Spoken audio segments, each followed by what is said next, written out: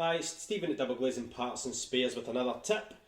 We get this quite often actually, and it's such a simple fix.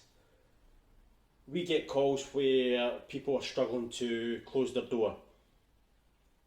So when we get to the jobs, it's as simple as checking the weather bar at the bottom hasn't moved across, which is stopping the door from closing.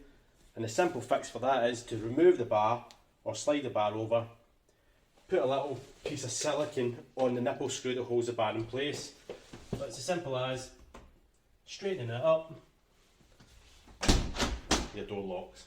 Over time, sometimes these can get kicked and they move over, which stops the door from closing. Hope that helps.